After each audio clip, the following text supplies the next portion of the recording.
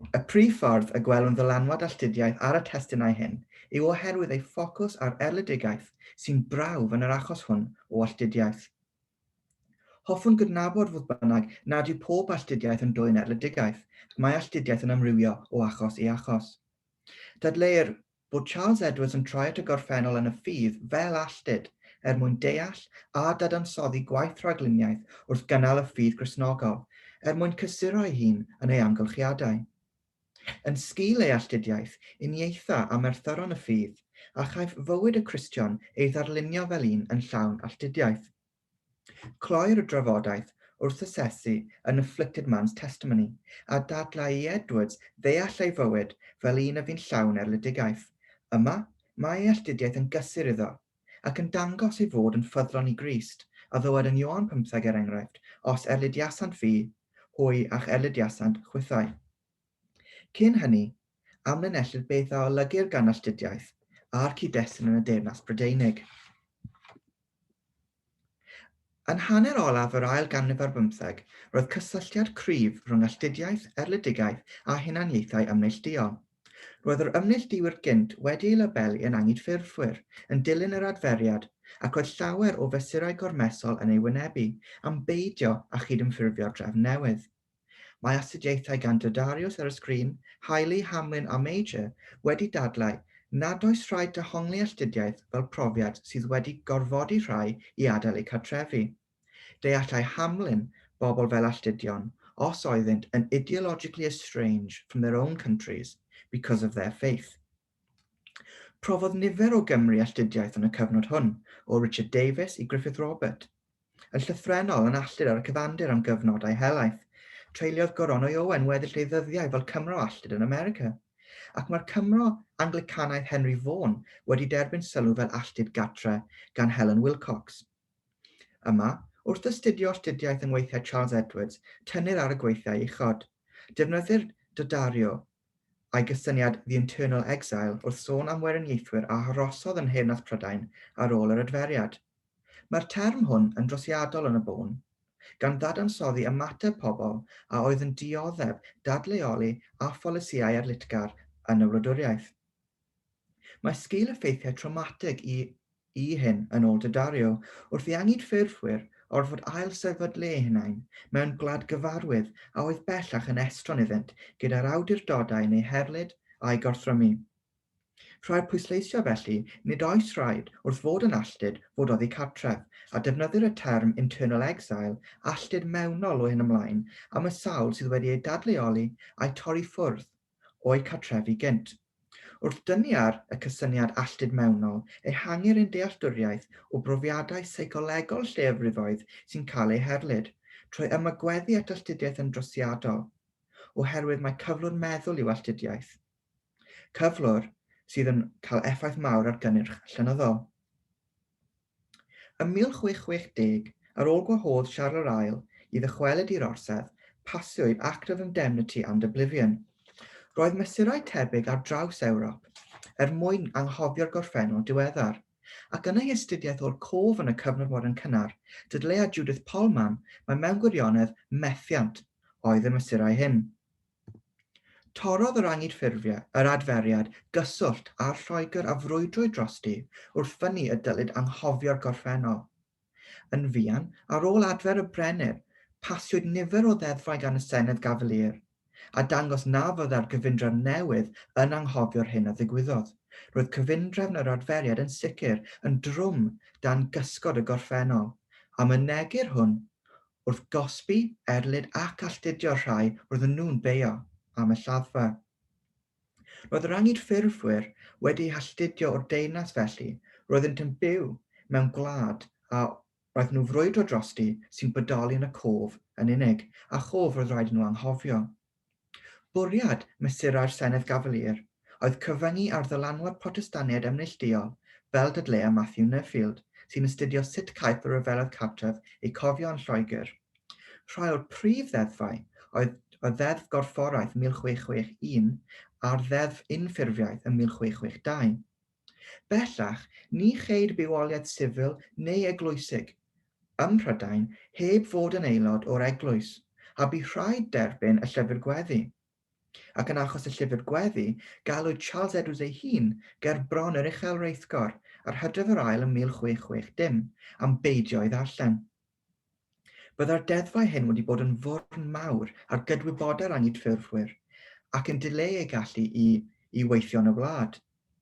Dywed Newfield, adherents of the Puritan impulses were legally locked out from places of power in both the church and the state.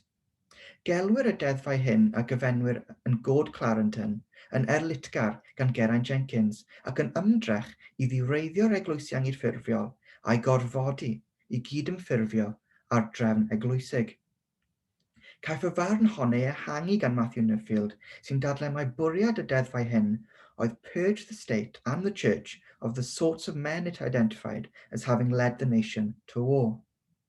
Roedd y neges yn glir felly, gylynion oedd yr angydffurfwyr. Oes yr erlid yw hon yn ôl Geraint Jenkins a dweud am genhedlaeth gyfan bu rhaid i'r angydffurfwyr ddioddef ei gwisio, ei dirywio a'i carcharu. Cyfnod sy'n troi o fwrw allan ar angydffurfwyr yw goddef i Erin White. Ond goddef rhaid pwysleisio, nid croesawu. Tan y 4edd ganrif ar 15, ni chaint addysg prifysgol enghraifft. Yn achos y papur hwn, dadansoddaf sut mae'r cyd-destun yma yn dylanwadu ar 2 destun gan Charles Edwards a gollodd y folaeth ei eglwys a gwelwn yn ei waith fod cysylltiad cryf rhwng alltudiaeth ac erledigaeth. Fel ei gyd angydffurfwyr, roedd amodau'n llym iawn ar Edwards, roedd cyfyngiadau gwladwriaethol yn gwasgu arno o bob tŷ, ac mae weithiau yn dyst o'r ymdeimlad o alltudiaeth fewnol. A'r gobaith yw fod yr adran hon wedi gosod y tir fel petai i gyfiawnhau'r rasional dros ddadansoddi testunau Edwards yng ngoleuni alltudiaeth. Barn Geraint Jenkins yw mai clasur pennaf oes yr erlid yw'r ffydd ddiffiant. Gydag Edwards yn alltud bellach o'r sffer gyhoeddus, lluniodd destun sy'n cynnwys naratif hanes a phrawf o'r ffydd Gristnogol ynghyd â'i rhinwedd yn ystod blynyddoedd preifat fel dywed Derek Llwyd Morgan. Blynyddoedd preifat a orfodwyd arno wrth gwrs. Dyma'i brif destun yn sicr ac fe argraffwyd 2 gwaith, yn gyntaf ym 1667, unwaith eto yn 1671 yn dilyn trodegaeth wladgarol wedi darllen testunau ar hanes Cymru. Bellach mae'n dod i weld fod gan y Cymru ei hanes a'i bod yn uned ysbrydol gwerthfawr. Mae'n gwedd newid ei gyfrol bellach o fod yn destun Saesneg a oedd wedi ysgrifennu yn Gymraeg i fod yn destun Cymraeg. Cyhoeddwyd trydydd argraffiad ym 1677 gyda rhagor o ychwanegiadau pwysig fel cyfieithiad o destunau gan dadau'r eglwys er enghraifft, talfyriad o'r Coran a manylu'n fwy ar ras Duw a dywioldeb yn ogystal â chynnwys dyfyniadau helaeth o feirdd Cymraeg. Mae G.J. Williams wedi dadlau mai bwriad yr argraffiad cyntaf oedd adrodd hanes Cristnogaeth gan ganolbwyntio ar erledigaeth ac mae'r nod hwnnw yn gyson yn yr argraffiadau diweddarach. Er enghraifft, yn 77 dywed yn y llythyr at y darllenydd, y dylent iawn graffu ar Grist a'i ferthyron sanctaidd, y rhai a dirisglwyd pob pechod a mwyniad bydol oddi amdanynt. Efallai mae'n werth nodi, mae'n debyg y teimlodd ei alltudiaeth yn ddwysach neu ei fynegu yn eglurach yn yr argraffiadau cynnar, gan gadw ansoddeiriau gweidlyd a llygredeg wrth sôn am offeiriaid. Rhywbeth mae'n peidio gwneud yn 77, efallai yn ôl G.J. Williams oherwydd ei awydd i gael nawdd gan Anglicaniaid fel Matthew Roberts i'r gyfrol derfynol. Fy mwriad yma yw canolbwyntio ar yr erledigaeth fel prawf o alltudiaeth y Cristion mwyn archwilio profiadau seicolegol alltudiaeth fewnol Edwards a chyfynnu fy sylwadau i'r trydydd argraffiad. Yn ystod oes yr erlid felly ac oherwydd yr alltudiaeth, trodd Charles Edwards at hanes. Dywed Dario i nifer wneud hyn yn ei alltudiaeth fel ffordd i bontio rhwng gwlad a gollwyd a'r gwlad roeddent yn byw ynddi hefyd. Efallai'n baradocsaidd gwelef fod nifer yn gwneud hyn mwyn gwadu'r bwlch rhwng y gorffennol a'r presennol.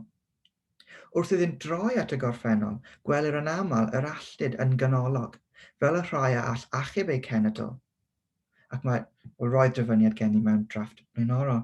Mae'n bosibl deall y ffydd fel ymgais ganddo i archwilio'i alltudiaeth ei hun yn seiliedig ar batrymau hanesyddol Cristnogion ar draws y byd, gyda ffocws clir ar y byd Ewro-Mediterranaidd, sef y bobl sydd yn ôl y testun hwn o leiaf yn hynafiaid ysbrydol i Charles Edwards a'r Cymru sy'n Gristnogion. Mae'r bobl hyn yn dystiolaeth sy'n medru cynnig cysur a hyder i Edwards yn ei ddydd. Cyflwyno Charles Edwards gynsail hanesyddol i'w alltudiaeth felly, a dangos fod pob Cristion, ym mhob cyfnod a gwlad, yn alltud ac yn dioddef erledigaeth, yn aml hyd farwolaeth. Ei herludwyr yn amlach drwy'r amser yw'r awdurdodau, boed yn Rufeiniaid, yn Ottomaniaid neu'n Bab Rhufain. Yn wir, ymddengys y ddau Rhufain fel prif olynion Cristnogaeth. Y brif ffordd y gwelwn alltudiaeth fel thema bwysig i'r ffydd yw yn ffocws y narratif, yn enwedig yn y 15 pennod cyntaf, ar ddioddefaint ac erlyd. Ar y sgrin, mae lluniau nas argraffwyd yn 1936 yn anffodus, ac efallai dyma un o'r enghreifftiau cynharaf o luniau mewn print yn y Gymraeg. Alltudion yw rhai o brif gymeriadau'r narratif, a byddai Charles Edwards yn eilio John Bunyan mae pobl ddioddefus yw pobl dduw. Uniaetha Edwards gyda'r Merthyron ar hyd y canrifoedd fel Polycarp, Justin Ferthyr, William Tyndale ac Anne Askew, oll a laddwyd yn ei dydd. Justin a ddienyddiwyd gan ymyrawdwr Nero, ond llosgi oedd diwedd y lleill. Roedd y bobl hyn yn alltud yn ei dydd, ac roedd yr alltudiaeth honno mor eithafol, hyd nes oedd rhaid iddynt farw. Mae'r Merthyron hyn yn gweithredu fel cwmwl tystion gan annog Edwards gweithaf ei amgylchiadau i ddyfalbarhau, ac mae'n dileu unigedd profiad yr alltud. Mae gymaint o esiamplau cofiadau o ladd ar Merthyron yn y ffydd. Enghraifft, adeg y Rhufeiniaid, caiff Gristnogion eu fflangellu, eu croeshoelio a'i hanfon i'r llewod. Noda Edward hanes 20 Merthyr San Sebast, sy'n sefyll mewn llyn liw nos yn hollol noeth ac yn rhynnu i farwolaeth. Ond llosgi yn sicr yw'r prif ffordd o ladd Cristnogion o gyfnod yr ymyrawdwr Nero. Yr hwn wnaeth uro cyrff y Cristnogion, a gwer a ffug yw llosgi'n y nos i oleuo heolydd Rhufain. I Rhufain newid o fod yn ymerodraeth i babaeth, mae'r erledigaeth yn parhau yng nghanol Ewrop. Ceir enghreifftiau o Ferthyr a menywod a phlant megis hanes enwog Anne Askew a Merthyron Ynys y Garn neu Guernsey yn ôl Charles Edwards, pan laddwyd tair menyw ym 1556. Rhoddodd un ohonynt enedigaeth yn y tân a bu farw ei phlentyn gyda hi ar ôl i'r awdurdodau taflu'r y bachgen bach yn ôl i'r tân ac yn ymdebegu i pharo ar brenin Herod. Dengys Judith Pullman roedd cyfnodi trais yn erbyn menywod plant a phobl ddiniwed eraill yn ffordd cyffredin o gymdemnio gelynion a dangos pa mor barbaraidd oeddynt. Nid yw'r pwyslais ar alltudiaeth ac erledigaeth yn golygu fodd bynnag mae ofer yw ymdrechion y Cristnogion hyn. Gwelwn drosodd a throsodd yn y ffydd, gweithaf alltudiaeth a dioddefaint y saint, mae'r ffydd yn lledu. Mae alltudiaeth y ffydd Gristnogol felly yn ffordd i'w gryfhau ac yn y bôn yn brawf o'i wirionedd. Lladd y Cristnogion, ceir argraff gadarnhaol ar y bobl sy'n gweld dewrder nifer o Ferthyron fel John Huss.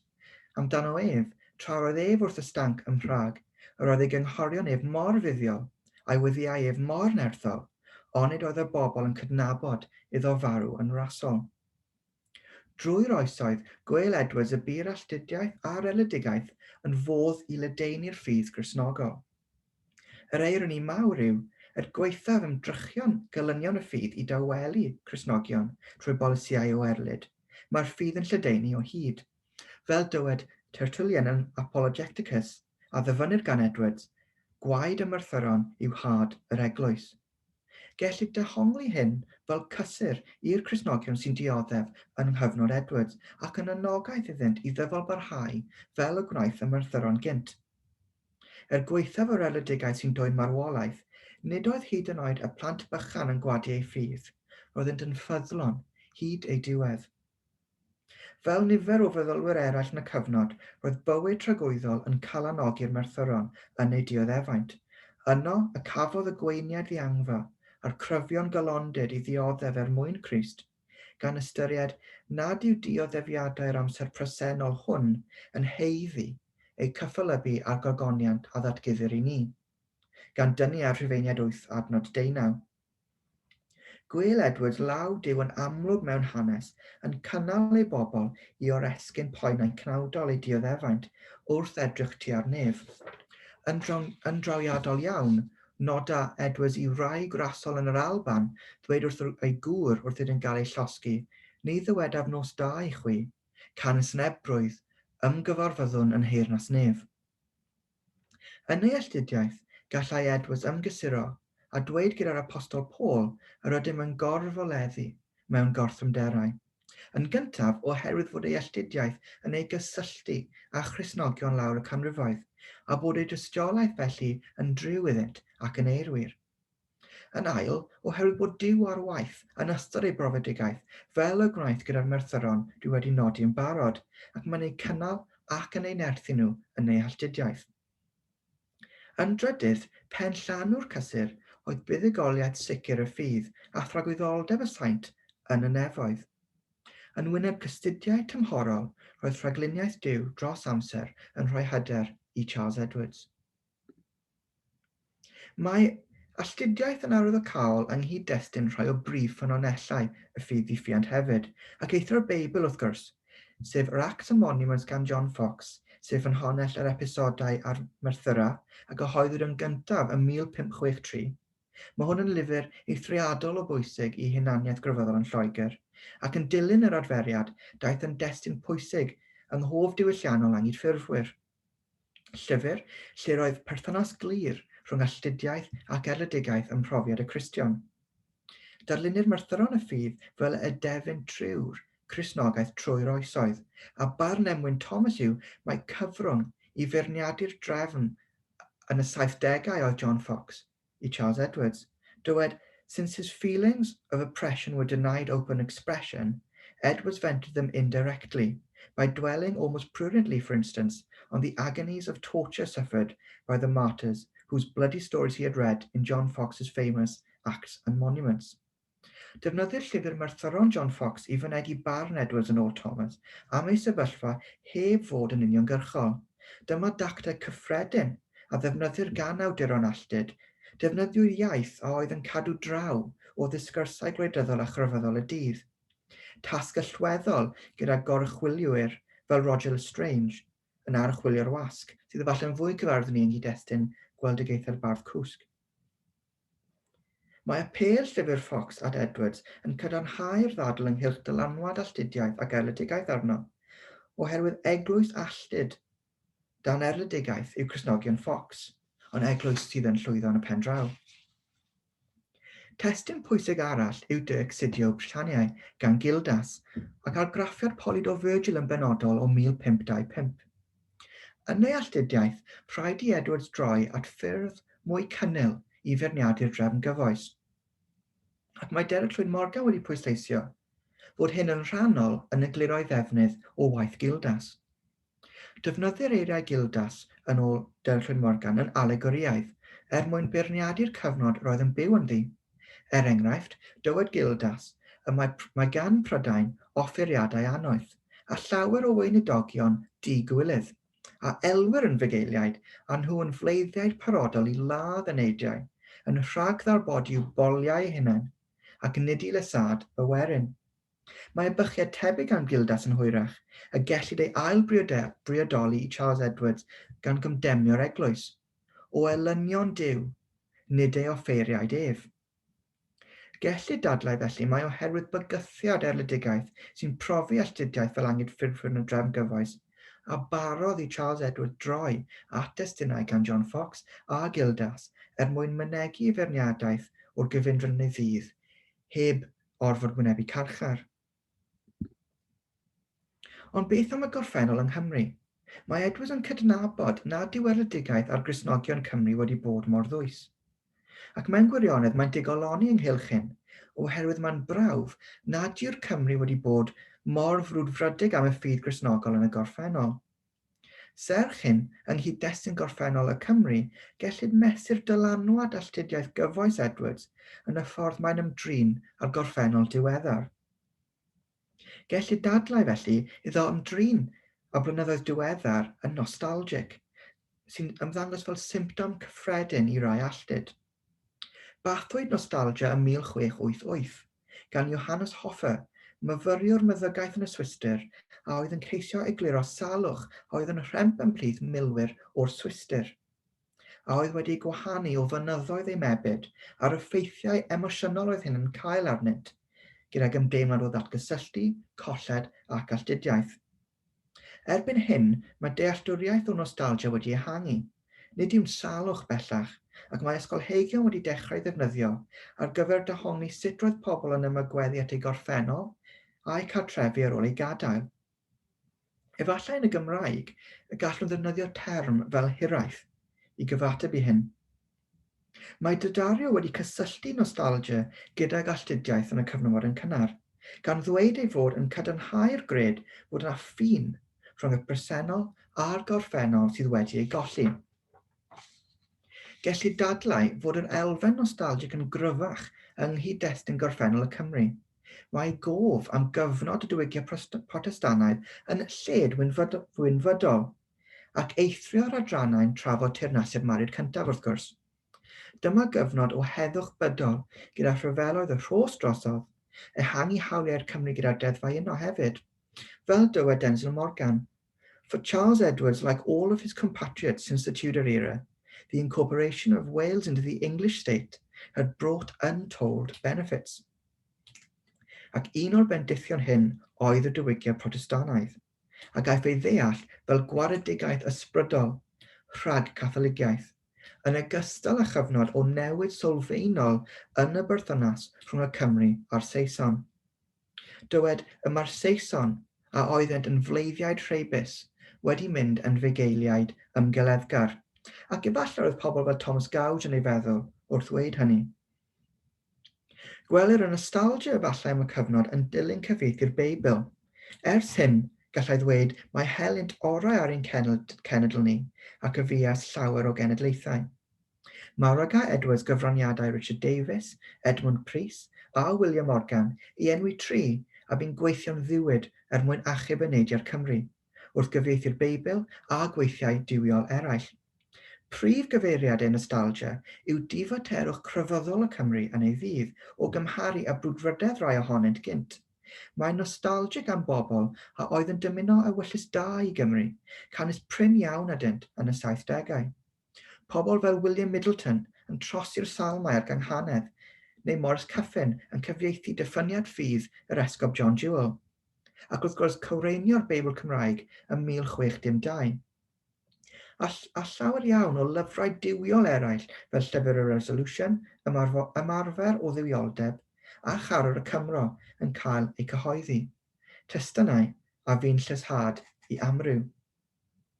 Dyma oedd diwedd caethiwed y Cymru, y meddwl Charles Edwards, ac mae'n ymfalchuon yr holl waith a fi wrth argraffu Beiblau ers hynny. Enghraifft, mae'n nodi ar graffu Beiblau yn 1654 gan hepgor unrhyw sôn am y ryfeloedd cartref, yr interregnwm, na'r adferiad yn yr adran honno. Gweitha'r ffaith y cyfeirio at y Beibl hwnnw fel Beibl Cromwell. Ei nostalgia, nid yw Edwards yn anfeirniadol o'r cyfnod dan sylw. Gwrs yna, nad daeth diwydrwydd crefydd gymaint mewn cymeriad yn ein plith ni, ac ydyw yn Lloegr a'r Alban a gwledydd eraill. Mae'n cwyno y gorf i'r awdurdodau goruchel gymell y Cymru i ddaioni, a braidd y dyffront hynny. Mae'n ymwybodol mor ddwys y darfu'n hynafiad ni, ddiwygio Duw, yn ei oes ef. Roedd yn cofio am wir diwiol yr eglwys yn hyrwyddo'r ffydd Gristnogol, ac wrth hynny efallai mae'n cynnig beirniadaeth ar Anglicaniad ei ddydd, am fod yn ddisgynyddion anheilog iddynt. Maen nhw'n erlyd ar angydffurfwyr sydd yn ceisio lledu'r ffydd. Felly mae Edwards yn dweud mae'r angydffurfwyr mewn gwirionedd, pobl fel fe a Stephen Hughes, yw gwir etifeddion Richard Davies a William Morgan. Tybed oes Siom hefyd wrth sylweddoli nad yw'r awdurdodau neu gyfnod ef, awdurdodau eglwysig hynny yw, mor dduwiol ag y buont gynt. Yn hytrach na hyrwyddo pregethiad y Beibl, maent yn erlid y sawl a geisiau ei rannu. Yn hytrach na throi min ei gleddyf yn uniongyrchol at yr awdurdodau fodd bynnag, pechoda'r bobl yw ffocws Charles Edwards, bycha o nad ymegniau'n cenedl ni i fod mor fywiog ac mor resog yn y grefydd Gristnogol, ac y fu rai o'n hen deidiau ni gynt. Yn y dyfyniad yma, mae math o gydnabyddiaeth fod yna wahaniaeth rhwng y gorffennol a'r presennol. Yn ei nostalgia, mae'n hiraeth ar i'r Cymru fod fel Richard Davies yn hytrach na rhodion ddrwg fecheddol. Mae'r nostalgia hefyd gyfeiriad tuag at y dyfodol, edrych ymlaen at y dyfodol gyda'r Cymru'n ffyddlon i'r arglwydd fel ei hynafiaid ac yn medru profi bendithion. Yn greiddiol i'w ddealltwriaeth o nostalgia, mae rhyw fath o doriad felly, neu rhwyg rhwng y gorffennol a'r presennol. Yn y ffydd, rhwyg ysbrydol efallai sydd ar ei egluraf wedd, nid oes cyfeiriad uniongyrchol at y digwyddiad a oedd wedi sbarduno'r rhwyg, nid yw'n enwi William Lord, arminiaeth, nac yn cynnig beirniadaeth uniongyrchol ar y gyfundrefn yr oedd yn byw yni. Yr unig gyfeiriad sydd at tensiynau'r blynyddoedd diweddar yn y ffydd yw 4 brawddeg sy'n cyfeirio at y rhyfeloedd cartref a'r awydd i beidio ei trafod am fod ei frywiau neu greithiau i'w gweled hyd eto. Dyma un ffordd o ddeall ymateb Charles Edwards i'r cyfnewidiadau yn ei oes. Nid ceisio dychwelyd i'r dyddiau hynny ymai, ond yn hytrach gresynu nad yw rhinweddau'r dyddiau hynny yma o hyd. Ac wrth archwilio'r testun fel hyn, gellir dadlau bod yna densiwn creiddiol rhwng yr awydd i ganmol y gorffennol diweddar ar un law a'r ymgais i feirniadu'r sefyllfa'n ei ddydd ar y llall. A nawr i droi at An Afflicted Man's Testimony, a ysgrifennwyd gan Charles Edwards tua 1691. Llyfr rhyfedd ydyw yn ôl G.J. Williams ac mae'n fath o hunangofiant am ei fywyd digon helbulus yn ôl Geraint Griffith. Mae'n destun prin iawn, gyda 3 chopi yn unig wedi goroesi mae'n debyg, un yn llyfrgell Brydeinig, un arall yn llyfrgell Bodli, a'r olaf yn llyfrgell Rydd Abertawe. Ac mae'r tri ohonynt wedi eu rhwymo gyda chypiau o Fatherly Instructions a gyhoeddwyd yn 1686 gan Edwards, na lwyddwyd i'w gwerthu. Mae nifer o bobl wedi awgrymu iddo ddioddef o salwch meddwl o ryw fath, paranoia sy'n cael ei godi amlach, gan G.J. Williams yr enghraifft a Geraint Griffith. Yn ddiweddar, awgrymodd Erin White yn 2012 ar sail y testimony i Edwards fynd yn ansefydlog ei feddyliol erbyn hyn. Barn Derek Llwyd Morgan, sef prif awdurdod o'r Charles Edwards, yw mae doethineb rhesymol yr 20fed ganrif a wel ynddo ffrwyth paranoia. Ac anodd gwybod oes teink o gymdemniaeth ar y doethineb rhesymol hon, a'i peidio, oherwydd nôl yn 1967, dywed Derek Llwyd Morgan yn ei dreithio PhD, it's obviously the work of a paranoiac. Yn ôl dealltwriaethau o alltudiaeth, gellir dadlau y cawn olwg poenus ar effaith fod yn un o alltudion mewnol, gydag Edwards yn rhoi'r argraff iddo dreulio ei fywyd yn edrych dros ei ysgwydd yn gyson. Dilynir barn Emwyn Thomas fan hyn ei fod yn ffrwyth yw secret mental struggle with a hostile world. Mae'n destun ungol o boenus sy'n cyhoeddi ei bryderon a'i ddioddefiadau mewn narratif sy'n bersonol iawn. Ac mae'n un o destunau tristaf llenyddiaeth Gymreig yn sicr. Wrth reswm, dylid bod yn amheus o ddefnyddio'r hunangofiant fel ffynhonnell eirwyr am fywyd unrhyw un mewn gwirionedd. Ond y broblem sylfaenol yng nghyd-destun bywyd Charles Edwards yw mai dyma yw'r brif ffynhonnell sydd gennym. Ond nid fy mwriad yw defnyddio'r hunangofiant fel ffynhonnell am ei fywyd, yn hytrach ei ddadansoddi fel ffynhonnell sy'n cynnig golwg i ni ar effeithiau seicolegol fod yn alltud yn ei wlad ei hun. Yn y cyd-destun hwn, gwelwn ni Charles Edwards ddeall ei fywyd fel un a oedd yn llawn persecutors ac oppressors, Iddo fyny, I am not conscious to myself of any crime against superiors. I am ignorant also what others think of me in that respect, for nobody tells me what my affliction is for. Erbyn diwedd y testun, mae'n hyderus fod ei erledigaeth a'i alltudiaeth yn ffrwyth i'w ffydd. Ac yn ystod ei alltudiaeth, dywed I Dduw ei gynnal. Bod y byd yn ei erbyn, mae ei Dduw o'i blaid. Fel dywed, when all forsook me, the Lord stood with me, and hath hitherto delivered my life from the innumerable dangers assaulting it.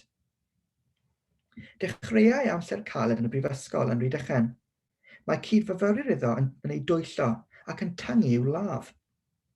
Nod a Edwards i'r dyn hwn gael ei ladd mewn lladrad a deellir hyn yn rhagluniaethol, gyda Duw yn ei wared ac yn cosbi'r drygionus. Nid dyma'r ddiwedd ei amser caled yn y Brifysgol. Caiff ei ffyddlondeb I achos y Puritanwyr ei gwestiynu, a chanlyniad y cyhuddiad oedd iddo gael ei wahardd o fod yn Gymraeg ymchwil. O gyfnod cynnar felly, roedd pobl yn ei erlid, ac erledigaeth arno yw praw sydd gennym o'i alltudiaeth. Mynodd iddo fod yn ffyddlon i'r oath of allegiance. Dywed am ei fywyd, I lived very privately and as inoffensively as I could. For peace sake, I often went to hear the conformists in public. Beth mae'n peidio a nodi yw iddo gael trwydded ym 1672 I bregethu, ond mae'n debyg nad oedd wedi cadw trwydded yn hir yn ôl Denzil Morgan. Efallai anghofio hyn yn gyfleus, oherwydd ei fod yn ceisio gosod ei hun yn llinach narratif o ddioddefwyr angydffurfwyr, a oedd erbyn hyn yn ysgrifennu hunangofiannau, tebyg I hyn. Oedd e hefyd yn awyddus I bwysleisio nad oedd yn fygythiad i'r gyfundrefn angliclanaidd, ac yn ailgreu ei orffennol personol felly, fel y gwneir yn gyson yn ôl Alexander Walsham. Ei gyd-ymffurfiaeth, dywed fod yr awdurdodau yn ddrwgdybus ohono o hyd, a daw hyn I uchafbwynt truenus. In the year 1666, dywed several armed men, and one of them with his sword drawn, uttering terrible words, rushed into my house into the night, and abused my family, called me a traitor, thrust me into a cellar, and made themselves drunk with my beer.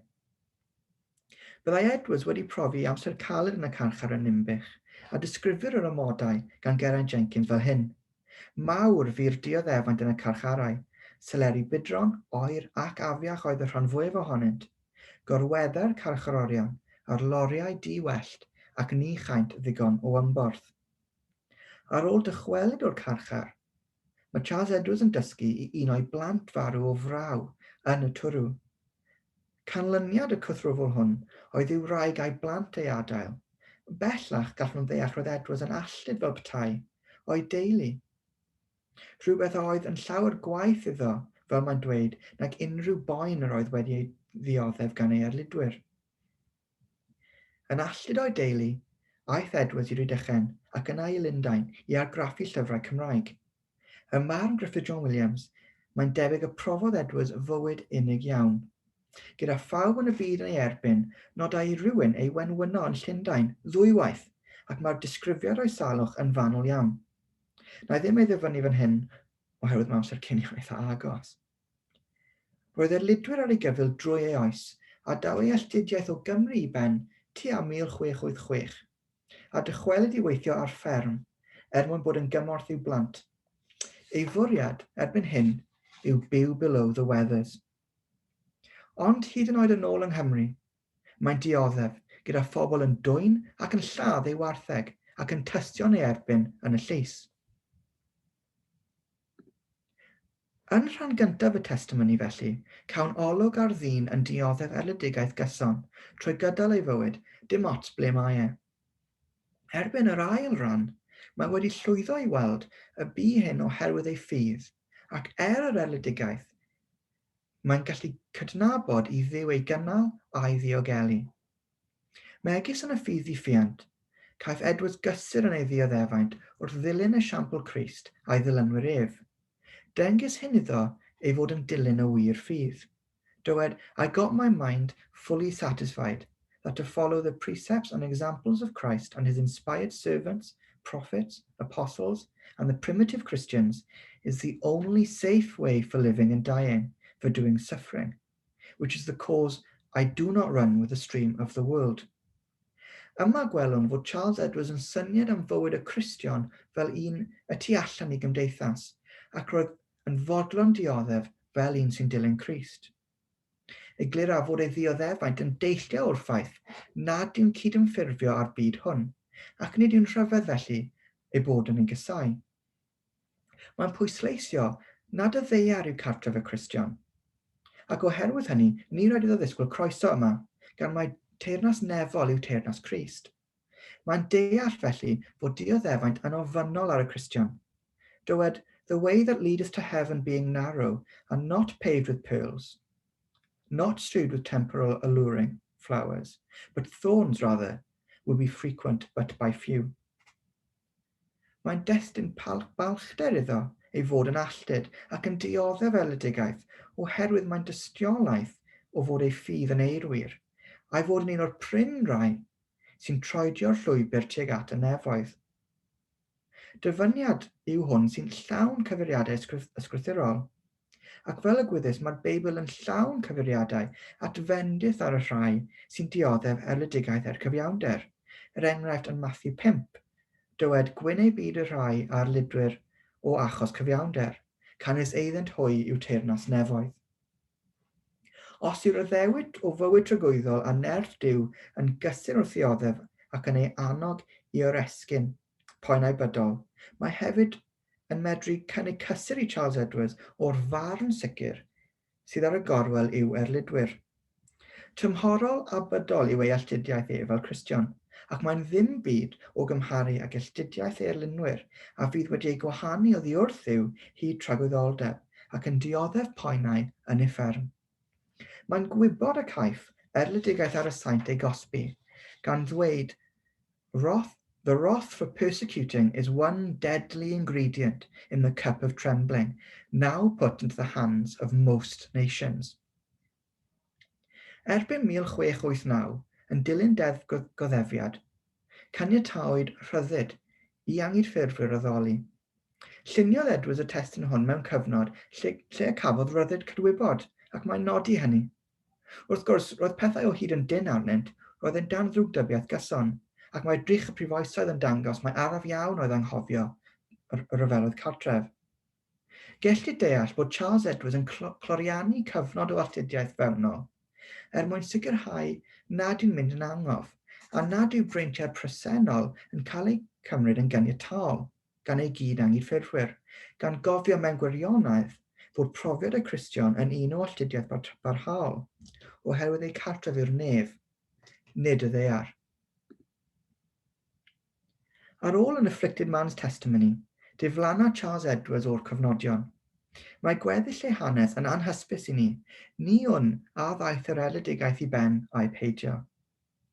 Roedd Charles Edwards yn rhan o genhedlaeth o angydffurfwyr gweithgar iawn, a wnaeth gyfraniad aruthrol i lenyddiaeth Gymraeg, a gosod seiliau ar gyfer diwylliant Protestanaidd yng Nghymru, fel mae Denson Morgan wedi dadlau.